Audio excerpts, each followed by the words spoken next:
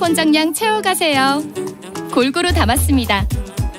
당신만을 위한 하루 시사 김성환의 시사야. 미국의 고강도 긴축 정책으로 전 세계 금융시장이 크게 흔들리고 있습니다. 우리 역시 예외가 아닌데요.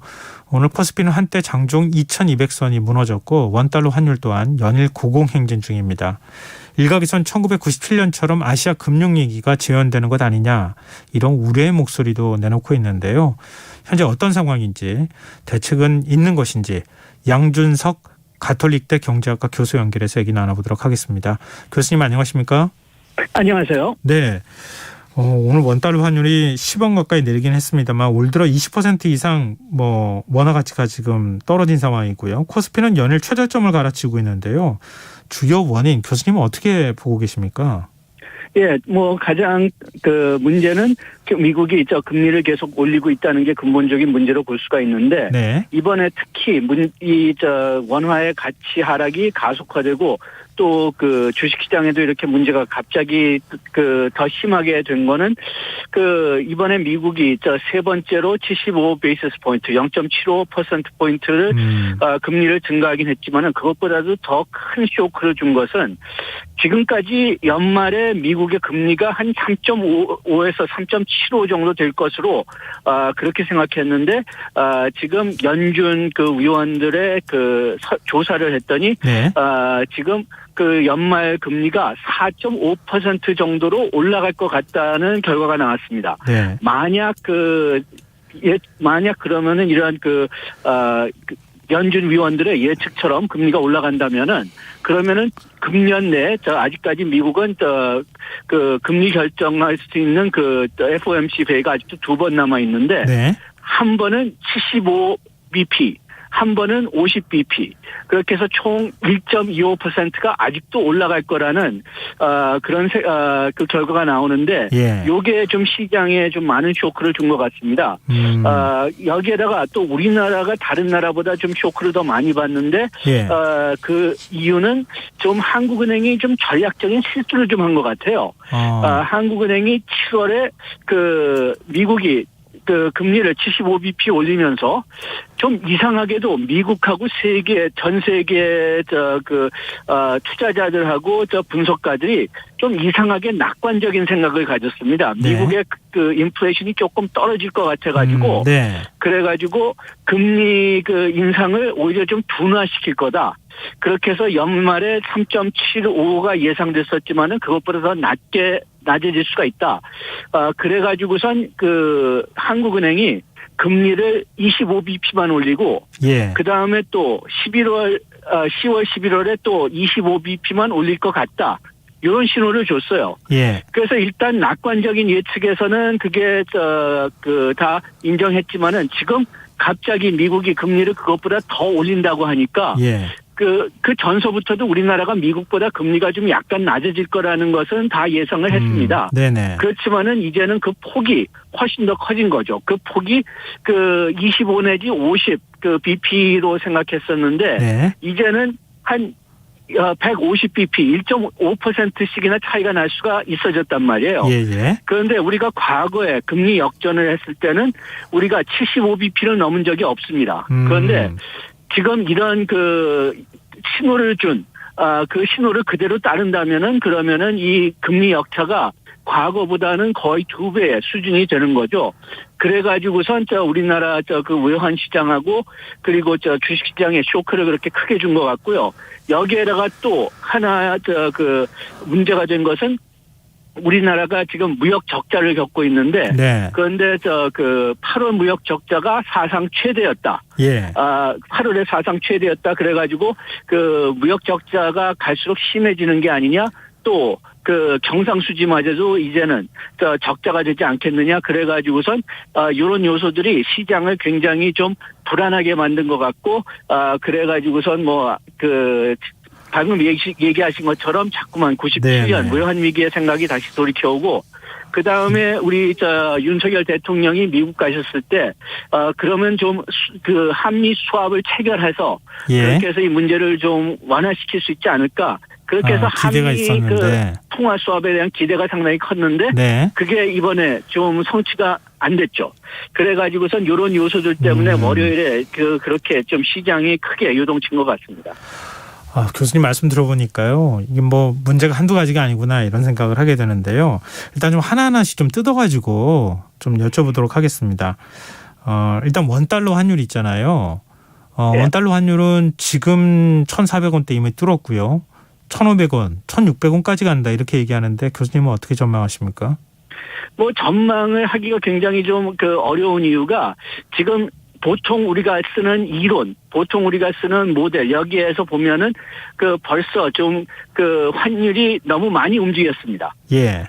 그리고 또 단기적이나 중기적으로는 금리가 환율에 영향을 주는데 장기적으로는 인플레이션이 영향을 더 주는 것 같다고 지금 경제학에서 보고 있는데 네. 그런데 인플레이션은 계속 미국보다는 우리나라가 더 낮거든요. 적거든요. 예. 그래가지고선 언젠가는 원화가 다시 강화가 될 거라고 봅니다. 지금 이 수준은 임시적이고 다시 돌아갈 것 같은데 네. 그런데 그게 언제까지 걸릴 거냐 그거는 지금 얘기하기가 거의 불가능한 거죠. 그게 뭐 몇 개월 후가 될 수가 있고 가장 좀 심하게 된다면은 뭐 2024년까지 될 수도 있을 것 같습니다. 네. 그렇지만은 지금 일단 우리들의 어떤 이론을 본다면은 다시 원화는 강화될 것 같은데 그러면은 어디까지 약화될 것이냐. 네. 그거는 지금 상황에 따라서 굉장히 좀 유동적인 것 같은데 지금 한국은행이 처음에는 아까 얘기했지만 7월에는 10월 11월에 25 BP씩 올리겠다고 얘기했는데 요 네. 생각을 지금 바꾸기 시작해서 예. 지금 10월에는 50bp 올릴 가능성이 좀 커졌다. 예. 이렇게 신호를 주고 있고 예. 그리고 아마 11월도 우리가 금리를 25보다는 더 높게 올려야 될 것 같이 보이거든요. 예. 그다음에 우리가 지금 현재는 수합을 받지 않았지만은 계속 수합에 대한 대화를 미국하고 하고 있기 때문에 우리가 금리를 좀 많이 올리고 수합을 받는다면은 그러면은 뭐 한 1,500까지 가서 멈추지 않을까 그런 생각이 알겠습니다. 드는데 네. 예 그런데 한국은행이 금리를 그렇게 높이 올리지 않고 거기에다가 수합을 안 받으면은 네. 그러면은 뭐 1,500보다 더 떨어질 수 있다는 거죠. 네, 알겠습니다. 이 교수님께서 지금 숫자 말씀하시는 게 숫자 뒤에 0.5, 0.5%포인트, 0.75%포인트 이렇게 이해하시면 될 것 같습니다. 청취자분들께 지금 말씀드리는 거고요. 네네. 예. 그러면은 어찌됐든 간에 우리 한국은행도 한 1%포인트 정도는 올려야 되는 상황이 올 수 있다 이런 말씀이신데요. 최근 추경호 부총리는 가계부채 문제가 심각하다 이러면서 금리 인상 속도 조절에 대한 언급을 한 것 같아요. 지금 일종의 한국은행하고 서로 생각이 좀 다른 것 같은데요. 지금 이렇게 서로 엇박자가 지금 그러니까 아직까지는 아니지만 엇박자가 날 수 있는 부분에 대해서는 교수님은 어떤 의견 갖고 계십니까? 지금 우리가 정책의 우선순위를 어디에 두느냐 이것을 우리가 확실히 해야 될 것 같습니다. 예. 우리가 순수하게 환율을 생각한다면은 그러면은 한국은행이 금리를 굉장히 빨리 최소한도 10월 11월에 0.5%포인트씩 올려야 되고 그렇죠. 0.75%포인트도 한 번은 생각할 수 있을 가능성도 있습니다. 예. 우리가 오직 환율을 환율의 약화를 좀 지연시킨 것을 목표를 잡는다면요. 예. 그렇지만은 그렇게 하면 지금 막 얘기했듯이 부채 금리 이자 부담이 너무 커질 수가 있기 때문에 네. 환율을 포기하자. 환율을 포기하고 포기하자. 인플레이션은 그래도 좀 잡으려고 하지만은 그렇지만은 환율을 포기하자면은 예. 그러면은 10월 11월에 한국은행이 그냥 기획했던 대로 0.25%포인트씩 올리는 전략을 택할 수가 있고 예. 우리나라 지금 국내 경제가 수요가 그렇게 강하지 않기 때문에 예. 아예 수요를 좀 돕겠다 하면은 동결도 생각할 수는 있는데 예. 아무래도 가장 심각한 문제는 환율인 것 같습니다. 예. 그렇기 때문에 환율을 보호하는 이자 부담이 그렇게 크게 될 수도 있는 가능성이 있고 그리고 수요도 떨어질 수 있을 가능성이 있어도 지금 현재 가장 심각한 문제는 환율로 보이기 때문에 네. 그렇기 때문에 다른 역효과가 상당히 많긴 하지만은 그래도 금리를 많이 올리는 전략을 취해야 되지 않을까 좀 그런 생각이 들고요. 네네. 그다음에 가계부채에 대해서 좀 얘기한다면은 예. 우리가 가계부채 문제가 지금 지난 한 1, 2년 문제가 아니고 우리가 벌써 한 15년 정도 이제 우리가 걱정해 왔던 문제거든요. 네. 그런데 우리가 가계부채 금리를 올리면은 가계부채 부담이 는다. 그렇게 계속 염려를 해가지고선 금리를 될 수 있으면 안 올리는 방법으로 지난 한 10년 동안 통화정책을 진행했더니 그랬더니 지금 돈을 빌리신 분들의 부담은 좀 적었을지 모르겠지만은 네. 그렇지만은 가계부채가 계속 늘어가지고 이 문제가 계속 커지는 거예요. 예. 그래가지고선 지금 금리가 올라가고 있으니까 드디어 좀 가계부채의 상승세가 좀 잡힌 것 같거든요. 예. 그렇게 본다면은 우리가 금리를 내릴 때 다시 금리를 올릴 자신이 없다면은 처음부터 내리지 말았어야 됩니다. 네. 예, 그렇기 때문에 지금 너무 과거에 금리를 너무 내려가지고선 너무 많이 돈을 빌려서 그 부담이 너무 커서 그렇게 해서 지금 와서 금리를 올릴 수가 없다면은 네. 그러면은 이건 우리가 완전히 처음부터 정책을 잘못했다는 이야기거든요. 네네. 그렇기 때문에 우리 경제를 봐서 필요하면은 물론 그 부담이 생기고 그리고 요것 때문에 국내 경제 회복이 좀 느려질 수 있다는 거를 인정을 하지만은 그래도 경제가 필요하면은 올려야죠. 네, 교수님. 지금 일단 지금까지 말씀하신 대안은 금리를 올릴 수밖에 없는 상황에 대한 설명을 주로 하셨는데요. 만일 한미 통화 스와프가 체결이 된다고 하면은 금리를 그만큼 안 올려도 되는 겁니까? 금리를 조금 좀 덜 올려도 될 것 같고, 그 다음에 환율이 떨어지는 속도가, 좀 느려질 거지만은, 요것만 가지고 우리 원화가 다시 강화될 거다. 요게, 환율의 상승을 멈추고 다시 좀 하락시키는 걸 유도할 거다. 그렇게 생각하신다면 거기까지는 안 갈 것 같습니다. 왜냐하면은 우리가 통화 수합을 받는다고 해도 예. 금리 차는 계속 있을 거거든요. 예. 금리 차는 계속 예, 교수님. 그러면요. 통화 스와프가 체결되면 일단 우리 국내적으로 보면은 환율 안정에는 크게 도움이 되는 겁니까?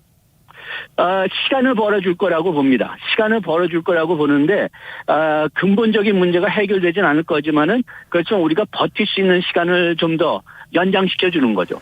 그러면은 윤석열 정부가 지금 한미 통화 수합 체결하기 위해서, 물론 이창용 한국은행 총재는 좀 다른 얘기를 했지만, 이번 바이든 대통령하고 회동을 가질 때에도 한미 통화 수합 문제를 얘기를 한다 이런 얘기도 했었잖아요.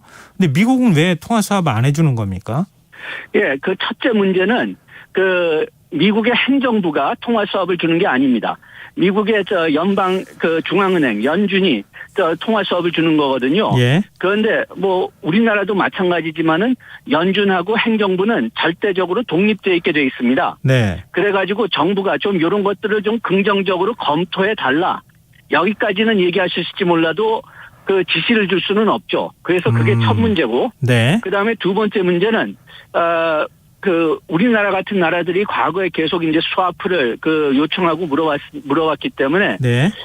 연준이 작년 말인가 금년 초에 새로운 대출 기능을 만들었어요. 그걸 피마라고 하는데 예. 이 피마는 승인받은 외국의 중앙은행이나 통화관리 기관에 그들이 외환 보유액으로 가지고 있는 미국 국채를 담보로 달러를 빌릴 수 있게 했습니다. 네. 그렇게 해서 우리나라가 지금 외환 보유액이 상당히 많은데 그중에서 우리가 또 상당 부분은 미국 국채인데 우리가 그 국채를 담보로 해가지고선 미국에서 당장 600억 달러를 받을 수가 있어요. 그런 네. 대출 제도가 있기 때문에 네. 미국에서는 아직까지 우리나라가 수합을 그렇게 급히 필요하진 않은 것 같다. 또 우리가 환율 자체만 보면은 지금 상당히 떨어졌지만 환율하고 물가를 같이 본다면은 그러면은 그렇게 그 심각한 상태로 많이 떨어지지 않았다. 이게 실질 환율이거든요. 네네, 알겠습니다. 실질 환율을 보면은 아직까지 뭐 외환 위기나 글로벌 금융 위기 상태까지는 가지 않았고 한 2010년도 상태에 갔다. 알겠습니다. 그래가지고선 아직까지는 그렇게 급하게 생각하지는 않는 것 같습니다. 네, 알겠습니다. 오늘 말씀 고맙습니다. 예, 고맙습니다. 예, 지금까지 양준석 가톨릭대 경제학과 교수였습니다.